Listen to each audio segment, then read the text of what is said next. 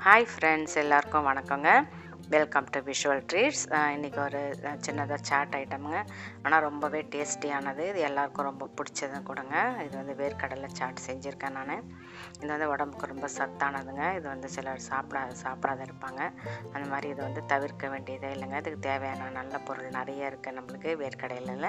அதனால் அப்பப்போ இது கொஞ்சம் சாப்பிட்டுக்கலாங்க. நான் இன்றைக்கி வந்து இந்த சாட் செஞ்சு காமிச்சிருக்கேன். இது வந்து ஃப்ரெஷ் கடலைங்க. எனக்கு கிடச்சிது. அதை வந்து உரித்து நல்லா வேக வச்சு வச்சுருக்கேங்க. இல்லை 2 சிட்டிக்கு உப்பு போட்டு தான் வேக வச்சுருக்கேன் நான். அது வந்து காஷ்மீரி ரெட் சில்லி பவுடர் ஒரு 1/2 டீஸ்பூன் அளவு போட்டுக்கிறேங்க. ரொம்ப காரம் இருக்காது. அதுக்கப்புறம் மிளகு பொடிங்க. இதுவும் நான் புதுசாக இடித்து வச்சது. அது ஒரு 1/4 டீஸ்பூன் அளவு சேர்த்துக்கிறேன்.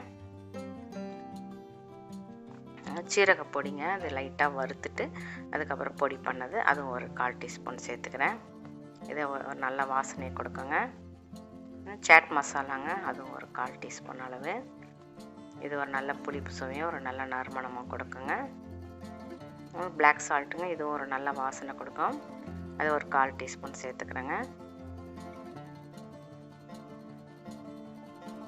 வெங்காயங்க. பொடியாக நறுக்கின வெங்காயம் 2 டேபிள் ஸ்பூன் அளவு. அதுக்கப்புறம் தக்காளி வந்து இந்த மேல் தோல் பகுதி இருக்குது இல்லைங்களா, அதை மட்டும் கட் பண்ணிக்கணுங்க. உள்ளே இருக்கிற விதை பகுதி சதை பகுதியெலாம் போடக்கூடாது. துருவின கேரட்டுங்க 2 டேபிள் ஸ்பூன், அதையும் சேர்த்துக்கிறேன். இன்னும் மாங்காய் துருவியும் போடலாம், இல்லை இந்த மாதிரி சின்ன சின்னதாக கட் பண்ணி போட்டுக்கலாம். இது புளிப்பு இல்லாத இருக்கணுங்க. கொத்தமல்லி வந்து ஒரு 3 டேபிள் ஸ்பூன் அளவு கொஞ்சம் அதிகமாக போட்டுக்கலாங்க. எங்களுக்கு வாசனை ரொம்ப பிடிக்கும், அதனால் சேர்த்துக்கிறேங்க. அதை போட்டு எல்லாத்தையும் நல்லா கலந்து விட்டுக்கலாம்.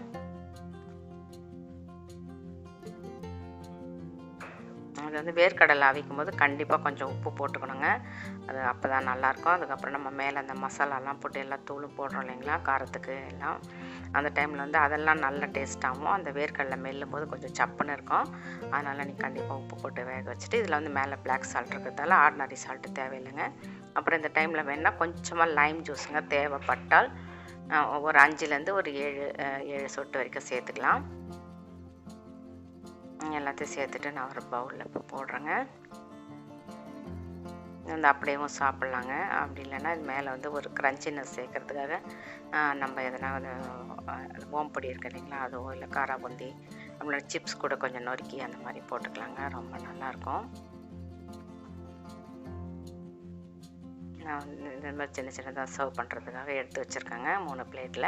அதில் வந்து ஓமப்பொடி கொஞ்சமாக போட்டுக்கிறேங்க. இது வந்து கொஞ்சம் சாஃப்டாக இருக்குது இல்லைங்களா, அது கூட இது வந்து கொஞ்சம் கரகரன்னு இருக்கும்.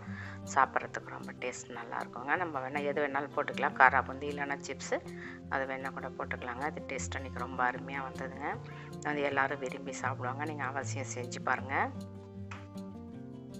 அந்த டேஸ்ட் எவ்வளோ இருந்ததுன்னா எனக்கு இது கிடைக்கவே இல்லைங்க. அன்றைக்கி வீட்டில் எல்லோரும் சாப்பிட்டுட்டாங்க. அந்த அளவுக்கு டேஸ்ட் ரொம்ப ரொம்ப அருமையாக இருந்துச்சுங்க. நீங்கள் அவசியம் செஞ்சு பாருங்கள். செஞ்சு பார்த்துட்டு உங்களோட கமெண்ட்ஸை கூட ஷேர் பண்ணுங்கள். அப்புறம் ஃப்ரெண்ட்ஸ், இப்போ தான் நீங்கள் ஃபஸ்ட்டு என் சேனலை விசிட் பண்ணுறீங்கனாக்கா சப்ஸ்கிரைப் பண்ணிக்கோங்க. கூடவே பெல் ஐக்கானும் ப்ரெஸ் பண்ணிக்கோங்க. அப்போ தான் நான் போடுற வீடியோஸ் உடனடியாக உங்களுக்கு நோட்டிஃபிகேஷனாக வருங்க. இதே மாதிரி வேறு ரெசிபீஸோடு நான் உங்களை சந்திக்கிறேங்க. தேங்க்யூ. Happy cooking!